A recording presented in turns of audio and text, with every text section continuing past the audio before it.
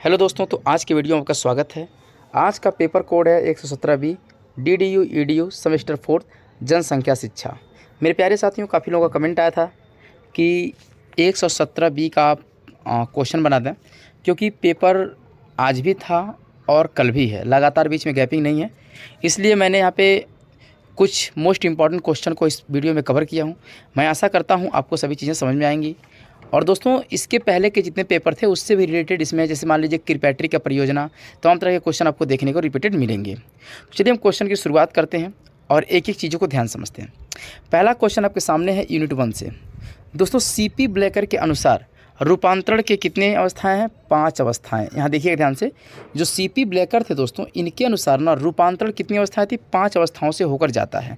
ये एक चीज़ याद रहे कि जब भी पूछा जाए रूपांतरण की कितनी अवस्थाएं होती हैं, तो यहाँ पे आपको ऑप्शन देखने को मिलेगा 5। या पूछेगा कि रूपांतरण की 5 अवस्थाओं का वर्णन किसने किया था दोस्तों, तो सीपी ब्लेकर ने किया था।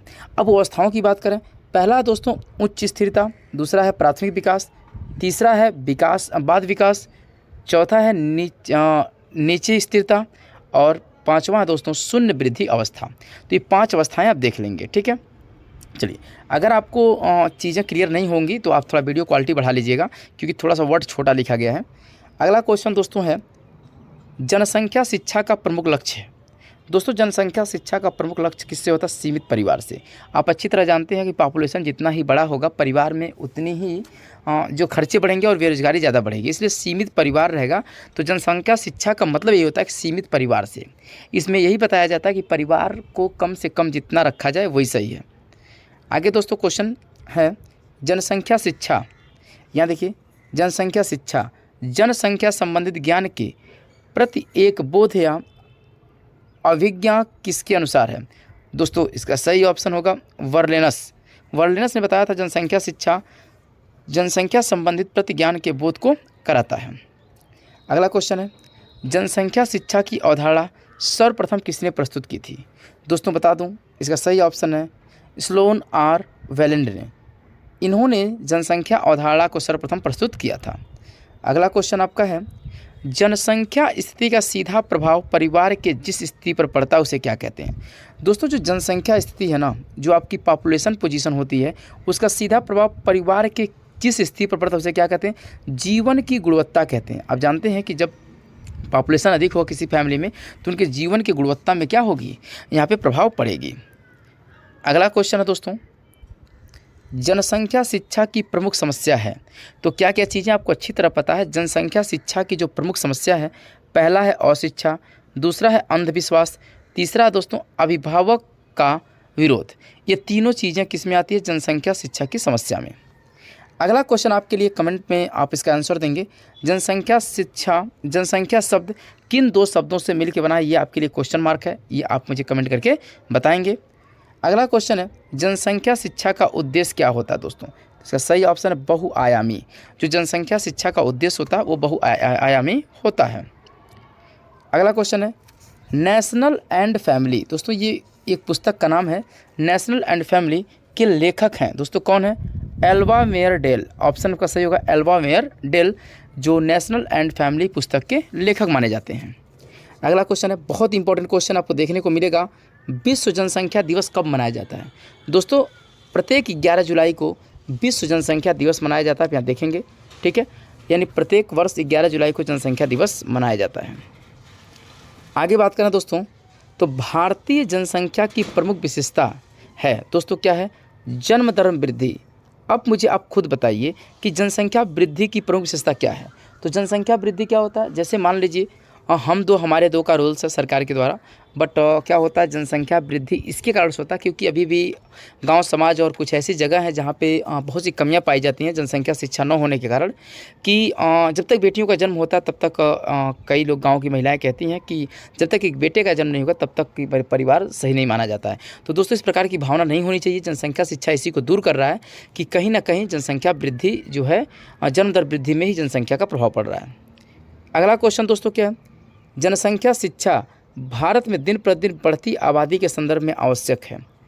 दोस्तों, तो ये आप देख सकते हैं कि यहाँ पे जनसंख्या शिक्षा जो है ना, भारत में दिन प्रतिदिन बढ़ती आबादी में क्या है, यहाँ से आपका क्वेश्चन बनेगा। और क्या दोस्तों, आवश्यक है, यानी जनसंख्या शिक्षा इसलिए आवश्यक, आपका आंसर क्या होगा, आवश्यक है। मतलब जनसंख्या शिक्षा भारत में जो ना दिन प्रतिदिन आपकी आबादी बढ़ती जा रही है, इसके संदर्भ में जनसंख्या शिक्षा अति आवश्यक है हमको पढ़ना। अगला क्वेश्चन, यहाँ से 3 क्वेश्चन एक ही तरह को देखने को मिलेगा। यहाँ देखिए कृत्रिम है, यहाँ प्राकृतिक है, यहाँ जलीय लवण है। ये तीनों क्वेश्चन एक तरह से है। कृत्रिम पारिस्थितिकी तंत्र का उदाहरण है दोस्तों खेत। जब कृत्रिम की बात करें तो उसे खेत हो गया, और प्राकृतिक की बात करें दोस्तों झील हो गया, और लवणीय जल की बात करें तो क्या हो गया आपका, प्रवाली भित्ति हो गया। यानी यहाँ देख सकते हैं कि प्रवाली भित्ति। तो इस प्रकार से तीनों आप देख सकते हैं कि कृत्रिम पारिस्थितिकी तंत्र का उदाहरण क्या है, खेत है। प्राकृतिक पारिस्थितिकी तंत्र का उदाहरण क्या है, गैप है, तो इसका मतलब यही ऊपर वाला, और इसका मतलब झील हो गया। लवणीय जली का मतलब क्या हुआ, प्रवाली भित्ति हो गया। अगला क्वेश्चन क्या है आपका, कुल जनसंख्या के क्षेत्रफल के अनुपात को दोस्तों क्या कहते हैं। जब हम किसी देश या किसी जगह की जनसंख्या के क्षेत्रफल के अनुपात को निकालते हैं तो उसे क्या कहते हैं, जनसंख्या का अंकगणितीय घनत्व कहते हैं दोस्तों। जनसंख्या का अंकगणितीय घनत्व, क्योंकि हम यहाँ पे डिजिट्स के माध्यम से हम उसको फाइंड करते हैं। अगला क्वेश्चन दोस्तों क्या है, जनसंख्या की कौन सी विशेषताएं हैं। तो ये चीज़ देखिएगा, जब विशेषताओं की बात करेगा तो पहला है आयु संरचना, दूसरा है लिंग अनुपात, तीसरा साक्षरता। ये तीनों जनसंख्या की विशेषताएं मानी जाती हैं। अगला क्वेश्चन है, अर्थशास्त्रीय रॉबर्ट माल्थस का जन्म। देखिए ये थोड़ा सा कोटेशन है, यहाँ से आपको क्वेश्चन देखने को मिलेगा, थोड़ा जूम मैं कर दूँ, यहाँ से आपको क्वेश्चन देखने को मिलेगा। देखिए यहाँ पे क्वेश्चन क्या है, अर्थशास्त्री थॉमस रॉबर्ट माल्सन। दोस्तों थॉमस रॉबर्ट मार्शल क्या थे, अर्थशास्त्री थे। पहला यहाँ से क्वेश्चन मिलेगा। इनका जन्म दोस्तों 1760 में हुआ था, और कहाँ हुआ था, इंग्लैंड में। तो अगर आपसे पूछा जाए कि अर्थशास्त्री थॉमस रॉबर्ट माल्थस का जन्म कब हुआ था दोस्तों, तो 1760 में। कहाँ के रहने वाले थे, इंग्लैंड के। तो इतनी चीज़ें आप समझ गए। अगला क्वेश्चन है, स्पेंसर ने मनुष्य को कितने भागों में बांटा। दोस्तों सही ऑप्शन है 3। 3 भागों में स्पेंसर ने मनुष्य को बांटा था। अगला क्वेश्चन है, अनुकूलतम जनसंख्या वह है जो अधिकतम उत्पादन को संभव बनाती है, यह किसका कथन है। दोस्तों रॉबिन्स ने कहा था। अगला क्वेश्चन दोस्तों क्या है, जनसंख्या पारिस्थितिकी की विशेषता क्या है। तो इसका पहली विशेषता है प्रसार आयु संरचना, दूसरा है जीवन सारणी। तो दोस्तों 2 प्रकार की विशेषताएं मुख्य पाई जाती हैं। अगला क्वेश्चन है, पारिस्थितिकी विज्ञान कितने प्रकार की जनसंख्या को मानवता देता है। दोस्तों 2 प्रकार की मानवता देता है। अब आते हैं यूनिट नंबर 2 पर। यूनिट नंबर 2 से कुछ इंपॉर्टेंट क्वेश्चन है। पहला, बुखारेस्ट में जनसंख्या शिक्षा विश्वसनीय संगोष्ठी कब घोषित हुआ था। 1974 में घोषित हुआ था बुखारेस्ट जनसंख्या शिक्षा की विश्वसनीय संगोष्ठी। अगला क्वेश्चन आपका है, युवा पीढ़ी के विचारों, व्यवसायों, आवृत्तियों एवं मूल्यों को वांछित परिवर्तन लाने में एक माध्यम बताया। तो दोस्तों किसने बताया था, साइमन की जनसंख्या शिक्षा नीति, इन्होंने बताया था। अगला क्वेश्चन आपका है, जननांकी विज्ञान एक नई शाखा है, इसका प्रारंभ 1962 में जॉन ग्राटन के द्वारा। ये आपका एक कोटेशन लिखे हैं, इसको ध्यान से मेरी बात को समझिएगा, बहुत इंपॉर्टेंट टॉपिक है। यहाँ से आपको 100% क्वेश्चन देखने को मिलेंगे। अगर आपसे पूछा जाए जननांकी क्या है दोस्तों, तो यह एक विज्ञान की नई शाखा है। क्या है, जननांकी विज्ञान की एक नई शाखा है। या पूछा जाए विज्ञान की नई शाखा क्या है, तो जननांकी है। और इसका प्रारंभ कब हुआ था, 1962 में। कब हुआ था, 1962 में। किसके द्वारा हुआ था दोस्तों, जॉन ग्रांट के द्वारा हुआ था। यहाँ से 3-4 क्वेश्चन आपको देखने को मिल सकते हैं। अगला मोस्ट इंपॉर्टेंट क्वेश्चन क्या है, डेमोग्राफी शब्द। दोस्तों डेमोग्राफी शब्द किस भाषा से है, ग्रीक। किससे, ग्रीक। 2 शब्दों से बना है दोस्तों। किन शब्दों से, 2 शब्दों। पहले को डेमो, दूसरे को ग्राफी। तो 2 शब्दों से मेरी क्या करना है, डेमोग्राफी। कौन से भाषा से, ग्रीक भाषा से। ठीक है। डेमो का अर्थ दोस्तों क्या होता है, जनता। क्या होता है, जनता। और दोस्तों ग्राफी का मतलब होता है लिखना। तो डेमो का मतलब जनता और ग्राफी का मतलब लिखना।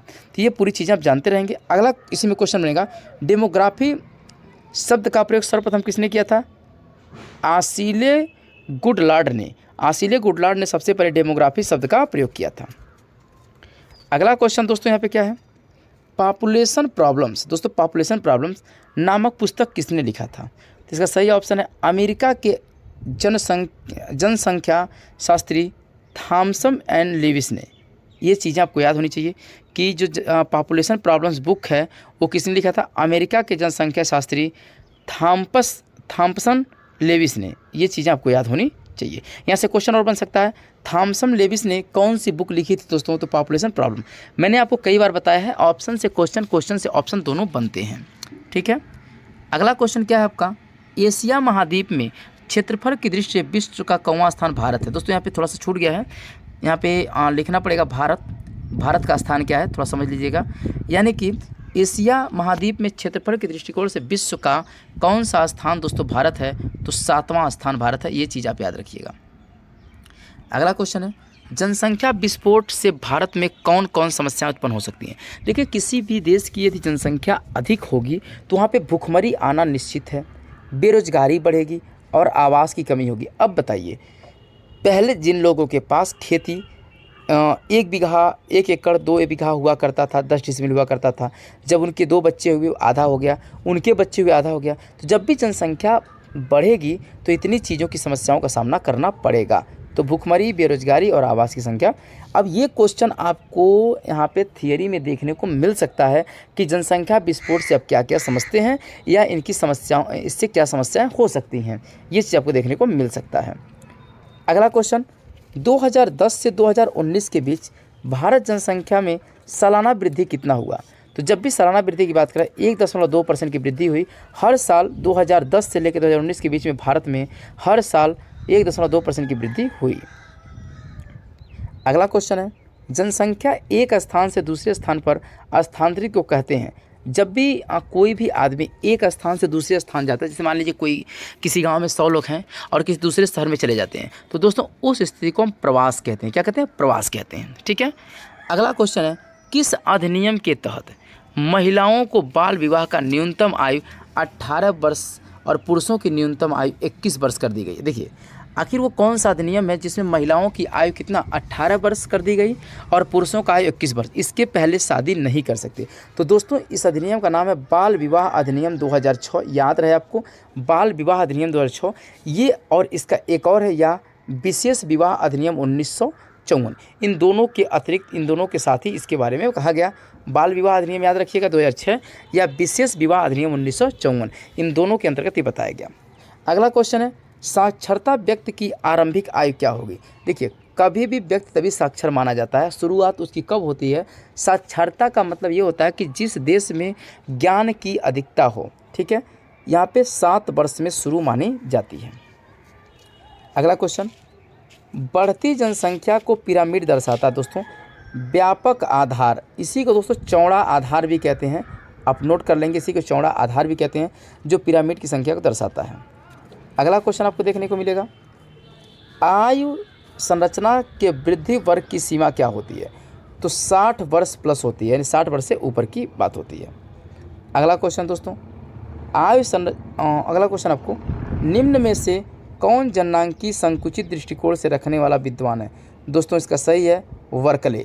तो जब भी जननांकी संकुचित की बात करें तो दोस्तों वर्कले, और जब व्यापक की बात करें तो डोनाल्ड जे वांग। तो यहाँ मैंने दोनों क्वेश्चन को मेंशन किया है एक ही लाइन में कि जब भी निम्न में से जननांकी संकुचित की बात करें तो वर्कले, और जननांकी व्यापक की बात करें दोस्तों तो डोनाल्ड जे वांग के बारे में आपको जानना पड़ेगा। अगला क्वेश्चन दोस्तों, भारत में सबसे पहले जनगणना कब हुई थी? 1872 में सबसे पहले भारत में जनगणना हुई थी। अगला क्वेश्चन है, जनगणना 2011 के अनुसार सबसे अधिक जनसंख्या घनत्व वाला राज्य कौन है? दोस्तों बिहार है। तो 2011 का जब जनगणना हुआ था तो उसमें बताया गया कि सबसे अधिक जनसंख्या घनत्व वाला राज्य कौन है? बिहार है, क्योंकि क्षेत्रफल की दृष्टि से बड़ा है नहीं, जनसंख्या अधिक है। क्योंकि सबसे ज़्यादा जनसंख्या तो यूपी में है, बट क्षेत्रफल के दृष्टिकोण से यूपी क्या है? बड़ा है, तो वहाँ पे डेंसिटी क्या है? कम है यूपी में। लेकिन वहीं बिहार की बात करें तो राज्य थोड़ा छोटा है, लेकिन वहाँ पे जनसंख्या क्या है? अधिक है, तो इसलिए सबसे ज़्यादा घनत्व वाला बिहार राज्य है। अगला दोस्तों, अगर सबसे कम लिंगानुपात की बात किया जाए कि 2011 जनगणना के अनुसार, तो दोस्तों दमन और दीव में सबसे कम लिंगानुपात पाया जाता है। तो दोस्तों यहाँ से रहा आपका यूनिट 2 आपका समाप्त हुआ। अब हम चलते हैं यूनिट 3 के क्वेश्चंस पे। पहला क्वेश्चन क्या है, भारत सरकार द्वारा प्रेरित गर्भपात अधिनियम कब लागू हुआ था? दोस्तों 1 अप्रैल 1974 को, 1 अप्रैल 1974 को प्रेरित गर्भपात अधिनियम लागू हुआ था। लेकिन अगर आपसे पूछा जाए पारित कब हुआ दोस्तों, तो 1971 में। कब? 1971 में पारित हुआ था दोस्तों, और 1974 में लागू हुआ था। तो ये दोनों ही तिथि आपको याद होना चाहिए। जब आपको पूछा जाए कि प्रेरित गर्भपात अधिनियम कब लागू हुआ था, तो 1974। और कब दोस्तों पारित हुआ, तो 1971। इतनी चीज़ें आपको याद होनी चाहिए। अगला क्वेश्चन है, परिवार नियोजन कार्यक्रम किस वर्ष प्रारंभ हुआ था? दोस्तों 1952 ईस्वी में परिवार नियोजन कार्यक्रम प्रारंभ हुआ था। अगला क्वेश्चन है, जननांकी वर्ष विभाजन कहा जाता है? तो दोस्तों जननांकी वर्ष विभाजन 1921 को कहा जाता है, क्योंकि उसी समय जननांकी का क्या हुआ था, विभाजन हुआ था। अगला क्वेश्चन दोस्तों क्या है, जनसंख्या के आकार की दृष्टि से भारत का सबसे छोटा और सबसे बड़ा राज्य कौन है? देखिए, जब भी जनसंख्या की बात करें तो सबसे छोटा राज्य दोस्तों सिक्किम है, और सबसे बड़ा राज्य क्या, उत्तर प्रदेश। ये दोनों चीज़ें आपको याद होनी चाहिए। सबसे छोटा राज्य सिक्किम और सबसे बड़ा राज्य दोस्तों उत्तर प्रदेश आता है जनसंख्या की दृष्टिकोण से। अगला क्वेश्चन है, एजेंडा 21। दोस्तों एजेंडा 21 किससे संबंधित है? तो सतत विकास से संबंधित है। अगला क्वेश्चन है, भारत में जनगणना का प्रयास सबसे पहले किसने किया था? दोस्तों भारत में जब जनगणना की बात हुई थी तो सबसे पहले ब्रिटिशों ने भारत में जनगणना का प्रयास किया था। अगला क्वेश्चन है, जनसंख्या विस्फोट का मुख्य कारण है? दोस्तों जनसंख्या विस्फोट का मुख्य कारण है ज्ञान का अभाव, क्योंकि जब किसी भी व्यक्ति के अंदर ज्ञान हो जाता है तो उसे इतना पता होता है कि फैमिली प्लानिंग कैसे करनी है, यानी हम दो हमारे दो का नियम याद रहेगा, वरना वो तो वही वाला हाल हो जाएगा, क्रिकेट टीम तैयार होगा, हम दो हमारे 14-15, तो कहानी यहीं से बिगड़ जाती है। दोस्तों ज्ञान का अभाव होना बहुत ज़रूरी है। अगला क्वेश्चन दोस्तों, 1991 में भारत में पुरुषों के विवाह की औसत आयु कितनी थी? दोस्तों 1991 में जो भारत की विवाह की पुरुषों की औसत आयु थी दोस्तों 23 वर्ष से लेकर 78 वर्ष। जरा दिमाग लगाइएगा, पहले के लोगों की शादी कम से कम 23 वर्षों में होती थी या 78 वर्ष के बीच तक शादी हो जाती है, औसत आयु माना जाता था। अगला क्वेश्चन काफ़ी इंपॉर्टेंट है, विश्व जनसंख्या का औसतन लिंग अनुपात प्रति 1000 पुरुष कितना है? मैं भारत की बात नहीं कर रहा हूँ, मैं विश्व की बात कर रहा हूँ। 1000 पुरुषों में दोस्तों विश्व में कितनी महिलाएं हैं? तो 990 महिलाएं हैं, आप नोट कर लेंगे। और आज के पेपर में देखने को मिला था कि भारत में 1000 पुरुष पर कितनी महिलाएं हैं दोस्तों? तो 943 महिलाएं, आप कहीं नोट कर लीजिएगा, ठीक है। तो जब भारत की बात करें यानी इंडिया की बात करें IND, तो दोस्तों 1000 पुरुषों पर 943 महिलाएं। और अगर विश्व की बात करें, वर्ल्ड की बात करें दोस्तों, तो वर्ल्ड की बात करें तो 1000 पुरुषों पर दोस्तों कितना होता है? 1000 पुरुषों पर 990 है, ठीक है। अगला क्वेश्चन आपका देखने को क्या मिलेगा? अगला क्वेश्चन आपका है विश्व जनसंख्या का, तो हो गया अगला क्वेश्चन, मानव विकास सूचकांक का स्थापना दोस्तों कब हुआ था? 1990 में। अगर आपसे पूछा जाए मानव विकास सूचकांक का स्थापना कब हुआ था? 1990 में। किसने कराया था दोस्तों? तो पाकिस्तान के देश के एक अर्थशास्त्री थे जिनका नाम महबूब उल हक था। दोस्तों उनका नाम क्या था? महबूब उल हक। अगर आपसे प्रश्न पूछा जाए कि मानव विकास सूचकांक की स्थापना किसने करवाया था दोस्तों, तो महबूब उल हक कहाँ के रहने वाले दोस्तों? पाकिस्तान के। और कब कराया था? 1990 में। 3 क्वेश्चन आपको देखने को मिला, ठीक है। अगला क्वेश्चन, UNDP का फुल फॉर्म दोस्तों यहाँ पे क्या होता है? U से होता है यूनाइटेड, नोट कर लेंगे। N से होता है नेशन, D से होता है डेवलपमेंट, P से होता है प्रोग्राम। हिंदी में कहते हैं संयुक्त राष्ट्र विकास कार्यक्रम, ठीक है। अगला क्वेश्चन दोस्तों, HDI का फुल फॉर्म क्या है? Human development index. इसका हिंदी होता है दोस्तों मानव विकास सूचकांक, यही इसका हिंदी होता है, मानव विकास सूचकांक। दोस्तों इसका जो सूचकांक होता है हमेशा 0 से 1 होता है, जो इसका मापन क्या होता है? 0 से 1 की श्रेणी में रखा जाता है। अगला क्वेश्चन है, जनसंख्या परिवर्तन के 3 प्रमुख कारक क्या हैं? पहला है जन्म, दूसरा है मृत्यु, तीसरा है प्रवास। ये 3 ही परिवर्तन के प्रमुख कारण माने जाते हैं। अगला क्वेश्चन है, सतत विकास के लक्ष्यों की संख्या कितनी होती है दोस्तों? 17 होती है। सतत विकास लक्ष्यों की संख्या कितनी होती है? 17 होती है। अगला क्वेश्चन, वर्ष 1977-78 में परिवार नियोजन का नाम बदलकर क्या किया गया? दोस्तों 1977 में नाम बदल के दोस्तों परिवार कल्याण कर दिया गया। क्या? परिवार कल्याण। अब आपको पता चल जाएगा कि परिवार कल्याण नाम को रखा गया 1977-78 में। तो कहीं कहीं आपको देखने को 1978 मिलेगा, इसको आप पूरा कन्फर्म देख लीजिएगा। अगला क्वेश्चन, राष्ट्रीय योजना समिति का गठन कब हुआ था? 1938 में। दोस्तों कब हुआ था? 1938 में। अगला क्वेश्चन है, विश्व में सर्वप्रथम 2 जन्म नियंत्रण चिकित्सालय कब स्थापित हुआ था? 2 जन्म नियंत्रण चिकित्सालय दोस्तों 1930 में हुआ था। कहाँ पे? कर्नाटक में। कर्नाटक कहाँ में दोस्तों? भारत में। कहाँ पे? भारत में। यानी विश्व में सबसे पहले 2 जन्म नियंत्रण चिकित्सा कब स्थापित हुआ था? तो 1930 में कर्नाटक में हुआ था। अगला क्वेश्चन है, स्वास्थ्य सर्वेक्षण विकास समिति का गठन कब हुआ था दोस्तों? 1943 में हुआ था। अगला क्वेश्चन है, राष्ट्रीय जनसंख्या नीति की घोषणा कब हुई थी दोस्तों? 1976 में। कब हुई थी? 1976 में। अगला क्वेश्चन है, ये काफ़ी इंपॉर्टेंट क्वेश्चन देखने को मिलेगा, लड़कियों की विवाह योग्य आयु कितने वर्ष से बढ़ाकर 18 वर्ष करेगी? पहले लड़कियों की आयु कितनी थी कि कितने वर्ष में शादी कर सकती हैं?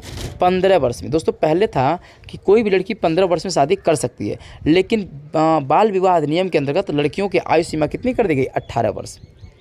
अगला क्वेश्चन आपका है, दी पॉपुलेशन बॉम्ब। दोस्तों ये इस बुक का नाम याद रखिएगा। दी पॉपुलेशन बॉम्ब पुस्तक किसने लिखी थी दोस्तों? पॉल एहरलिच ने लिखी थी।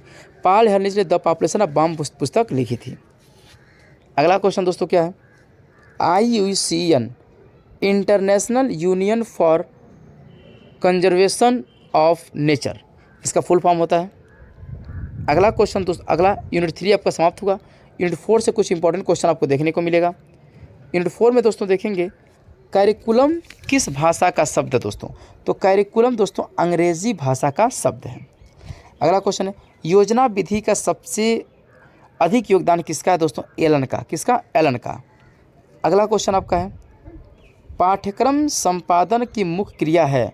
तो पहला नियोजन, दूसरा नियंत्रण, तीसरा प्रशासन एवं व्यवस्था। तो ये क्रियाएं आपकी होती हैं संपादन की। अगला क्वेश्चन है, पाठ्य संपादन का संबंध दोस्तों किससे? अनुदेशात्मक प्रारूप से। किससे? अनुदेशात्मक प्रारूप से है। अगला क्वेश्चन, पाठ्यक्रम विकास की मुख्य प्रक्रिया है? तो पहला दोस्तों मूल्यांकन करना, दूसरा पृष्ठ पोषण करना, और तीसरा दोस्तों उद्देश्यों के प्रतिमान, यानी कि ये आपकी चीज़ें होती हैं। अगला क्वेश्चन है, राष्ट्रीय पाश्चर्य संरचना 2006 का उद्देश्य? पहला दोस्तों राष्ट्रीय एकता का विकास, दूसरा है राष्ट्रीय विकास, और तीसरा अध्यापक के प्रति रुचि का विकास। ये राष्ट्रीय पाठचर्या दोस्तों कब? 2006। आपको याद होना चाहिए राष्ट्रीय पाठचर्या जब भी बात करें तो सन 2006 आपको याद आनी चाहिए। अगला क्वेश्चन, पाठचर्या विकास का सोपान है? किसका किसका? मूल्यांकन का, पृष्ठ पोषण इन फीडबैक, और उद्देश्य विधियाँ, ये तीनों आपके इसमें निहित होते हैं। अगला क्वेश्चन है, भ्रमण निम्न विधि का उदाहरण है? दोस्तों किसका? निरीक्षण विधि का उदाहरण कौन है? भ्रमण है। अगला क्वेश्चन, मॉन्टेसरी विधि के जन्मदाता थे? कौन थे दोस्तों? तो मारिया मॉन्टेसरी थे। किसके? मॉन्टेसरी के जनक। दोस्तों इसमें भी आपको देखने को मिलेगा प्रोजेक्ट यानी योजना विधि के जन्मदाता कौन है? किलपैट्रिक। ये लगभग हर पेपर में देखने को मिलते हैं। तो जब भी योजना विधि प्रोजेक्ट मैटर की बात करें तो किलपैट्रिक आपको याद आनी चाहिए। किलपैट्रिक इसमें भी आपके देखने को मिलेंगे। अगला क्वेश्चन है, समस्या समाधान विधि के कितने सोपान है दोस्तों? तो 5 सोपान है। कितने सोपान है? 5 सोपान है। अगला क्वेश्चन, जिस विधि में शिक्षक सक्रिय और छात्र निष्क्रिय होता है उसे क्या कहते हैं? यानी जो टीचर है वो पढ़ाएगा लेकिन छात्र आराम से रूम में सोएगा। दोस्तों इसे प्रश्नोत्तरी विधि कहते हैं। कौन विधि? प्रश्नोत्तरी विधि जब भी होता है तो इसमें क्या होता है? टीचर एक्टिव होता है और छात्र निष्क्रिय। क्योंकि होता क्या है, जब कोई बालक कक्षा में बैठा होता है, शिक्षक कुछ पढ़ाते वक्त पूछ देता है तो बच्चे के चेहरे पे 12 बज जाता है, मतलब बच्चा बिल्कुल निष्क्रिय हो जाता है। ठीक है, उसे प्रश्नोत्तरी विधि कहते हैं। अगला क्वेश्चन है दोस्तों, प्राथमिक स्तर, क्या प्राथमिक स्तर के छात्रों के लिए उपयुक्त विधि है दोस्तों? कौन? कहानी और कथन। क्या? कहानी, क्योंकि छोटे बच्चों को जो कहानी के माध्यम से चीज़ों को बता दे वो चीज़ें हमेशा याद रख लेंगे। अगला, योजना विधि के जनक किस देश के थे? तो दोस्तों अमेरिका के थे। यानी अब यहाँ देखिए किलपैट्रिक किस देश के रहने वाले थे? अमेरिका के। क्योंकि योजना विधि के जनक भी कौन थे? किलपैट्रिक थे। तो यहाँ पे ये चीज़ें आपको समझ में आ गई होंगी। अगला क्वेश्चन, प्रादेशिक विधि की स्थापना किसके द्वारा की गई? दोस्तों इसका सही ऑप्शन है हर्बर्टसन। अगला क्वेश्चन है, फ्रोबेल ने अपनी प्राथमिक स्तर पर शिक्षण विधि को अधिक बल दिया था। दोस्तों खेल विधि पर उन्होंने अधिक बल दिया था, क्योंकि अगर प्राथमिक स्तर पर बच्चों को ज़्यादा से ज़्यादा एक्टिविटी कराया जाएगा, खेल कूद कराया जाएगा तो उनका माइंड क्या होगा? अति तीव्र गति से काम करेगा। अगला दोस्तों, खोज व्यू रचना के विकास किया। दोस्तों कौन? J.S. ब्रूनर ने। किसने? J.S. ब्रूनर ने खोज रचना विधि का विकास किया। अगला क्वेश्चन दोस्तों, सुकरात का शिक्षण अव्यूह। दोस्तों कौन है? प्रश्नोत्तर विधि। कौन है? प्रश्नोत्तर विधि सुकरात का क्या है? शिक्षण अव्यूह है। अगला क्वेश्चन दोस्तों क्या है आपका? जनसंख्या के स्थानों को प्रकट करने के लिए हम काम लेते हैं किससे? वृत्त से। देखिए हमेशा हम एक सर्कल बनाते हैं और इसके द्वारा हम क्या करते हैं, शहरी, ठीक है, शहरी, ग्रामीण, ठीक है, इस प्रकार से हम क्या करते हैं, अलग अलग चीज़ों पे डिफाइन कर देते हैं। ठीक है, अब यूनिट नंबर 5 से दोस्तों कुछ क्वेश्चन इंपॉर्टेंट आपको बता दे रहे हैं। और मैं अभी तक जितने भी क्वेश्चन बताया हूँ दोस्तों, आप जानते हैं कि लगभग क्वेश्चन परीक्षाओं में मिल रहे हैं। आज के पेपर थोड़ा सा जीएस लेवल का था और कल भी आपको आंसर की मिल जाएगा। दोस्तों चैनल पे बने रहें, और क्योंकि अब हम इस चैनल पे आपको सीटेट और बीपीएससी या जितने भी टीचिंग एग्जाम्स आएंगे सबके पीडीएफ के रूप में आपको हमारे टेलीग्राम चैनल पे आपको पीडीएफ दिया जाएगा और आपको पोलिंग करने को मिलेगा। साथ ही साथ दोस्तों जितने भी लोग इस पे जुड़े हैं उन सभी को प्रैक्टिस सेट बीपीएससी का कराया जाएगा, यानी कल से या परसों से, यानी 23 तारीख या 22 तारीख से शुरू हो जाएगा। तो आप पूरे लोग चैनल पर बने रहें और भी अपने दोस्तों को जोड़ने का प्रयास करें। तो चलिए आशा करते हैं हम आगे चलेंगे। अब दोस्तों यूनिट 5, जनसंख्या शिक्षा आयोग का गठन कब हुआ था? सन 2000 में। कब हुआ था? सन 2000 में। लेकिन दोस्तों अगर बात करें जनसंख्या आयोग के अध्यक्ष कौन थे? अटल बिहारी वाजपेयी। ठीक है, अगला क्वेश्चन दोस्तों, राष्ट्रीय जनसंख्या नीति का प्रमुख घटक कौन है? ग्रामीण क्षेत्र, परिवार कल्याण, ये दोनों क्या है, प्रमुख घटक माने जाते हैं राष्ट्रीय जनसंख्या के। अगला क्वेश्चन, राष्ट्रीय जनसंख्या नीति की घोषणा कब की गई? 16 अप्रैल 1976 को। अगला क्वेश्चन क्या है? जनसंख्या नियंत्रण का कारक है दोस्तों स्त्री शिक्षा। अगर आज जनसंख्या नियंत्रण है तो सिर्फ स्त्रियों को शिक्षा देना, क्योंकि आप जानते हैं पहले के समय में स्त्रियां इस पे ज़्यादा ध्यान देती थी। ठीक है, तो यहाँ पे स्त्री शिक्षा जब से बढ़ गई है तब से जनसंख्या पे नियंत्रण होना शुरू हो गया है। अगला क्वेश्चन दोस्तों क्या है? जनसंख्या शिक्षा पर प्रथम विश्व स्तरीय जनसंख्या सम्मेलन कहाँ आयोजित किया गया था? दोस्तों 16 से 30 अगस्त के बीच में 1974 में, यानी 16 से 30 अगस्त के बीच में 1974 में दोस्तों क्या किया गया था? सम्मेलन आयोजित किया गया था। अगला क्वेश्चन आपको है, जनसंख्या शिक्षा में जनसंचार के लिए किस प्रकार की सामग्री प्रयोग है? दोस्तों श्रव्य दृश्य सामग्री, श्रव्य माने सुनना, दृश्य माने देखना, ये दोनों विधि का सामग्री इसमें उपयोग किया जाता था जनसंख्या जनसंचार के अंतर्गत। अगला क्वेश्चन दोस्तों, श्रव्य दृश्य सामग्री के अंतर्गत आते हैं दोस्तों, क्या आते हैं? नाटक, क्योंकि नाटक को हम देखते भी हैं और सुनते भी हैं, तो दोनों के अंतर्गत दोस्तों कौन आते हैं? नाटक आते हैं, जिनको देखते भी हैं और सुनते भी हैं। अगला क्वेश्चन है, भारत में दशक 2001 से 2011 में जनसंख्या की वृद्धि थी दोस्तों, कितना परसेंट? 21%। मैंने बताया था आपको कि अगर पूछा जाए कि सर्वप्रथम जनगणना कब स्टार्ट हुआ था, तो दोस्तों 1951 में। ठीक, और दोस्तों 1951 में हुआ था, वहीं से जनसंख्या शुरू हुआ था। और दोस्तों प्रत्येक 10 वर्षों में जनसंख्या का गणना होता है, याद रहे। लेकिन 2021 में जनगणना नहीं हो पाया, इसका कारण था दोस्तों कोविड-19 की वजह से जनगणना नहीं हो पाया। ठीक है, इसलिए 2001 से 2011 के बीच में जनसंख्या कितनी बढ़ी? तो 21% की आबादी बढ़ गई। अगला क्वेश्चन दोस्तों, भारत में प्रथम विकसित जनगणना किस वर्ष स्थापित की गई? जो विकसित जनगणना की बात करें दोस्तों तो 1881 ईस्वी में स्थापित की गई। अगला क्वेश्चन है, जनसंख्या के सिद्धांत पर एक निबंध पुस्तक के लेखक हैं, कौन है दोस्तों? माल्थस महोदय हैं। अगला क्वेश्चन है, प्रिंट मीडिया के अंतर्गत आते हैं कौन कौन? जर्नल्स, पत्रिकाएं, किताबें, ये तीनों प्रिंट मीडिया के अंतर्गत आते हैं। अगला क्वेश्चन, नेट साउंड किसी माध्यम से संबंधित है? तो दोस्तों किससे? टीवी से संबंधित है। क्या? टीवी से। अगला क्वेश्चन है आपका, भारत की जनसंख्या की मौजूदगी वार्षिक वृद्धि दर है कितना दोस्तों? 1.64%। अगला मोस्ट इंपॉर्टेंट क्वेश्चन है, आप नोट कर लेंगे इसे, पॉपुलेशन प्रॉब्लम्स इन इंडिया के लेखक कौन है? पॉपुलेशन प्रॉब्लम इन इंडिया के लेखक कौन है? तो कौन है दोस्तों? प्यारे कृष्ण वाटल। कौन है? प्यारे कृष्ण वाटल हैं the population problems in India के लेखक। अगले क्वेश्चन, श्रीमती मार्गरेट सेगर भारत कब आई? दोस्तों जो मार्गरेट सेगर थी वो 1935-36 में भारत में आई थी। अगला क्वेश्चन दोस्तों, भारत पहला देश है जिसमें अपनी जनसंख्या नीति की घोषणा की। कब की थी दोस्तों? 1952 में। जब नीति की बात करें तो 1952 में। अगला प्रश्न है, प्रथम विश्व जनसंख्या सम्मेलन कहाँ आयोजित किया गया था दोस्तों? रोम में। कहाँ पे? पहली बार जनसंख्या सम्मेलन रोम में आयोजित किया गया था। अगला क्वेश्चन है, द्वितीय जनसंख्या सम्मेलन आयोजित कहाँ किया गया था? तो 30 अगस्त से 10 सितंबर 1965 में। अगर बात करें पाँचवां विश्व जनसंख्या सम्मेलन तो दोस्तों 5 से 13 सितंबर 1994 में। तृतीय विश्व जनसंख्या सम्मेलन 19 अगस्त से 30 अगस्त 1974 में।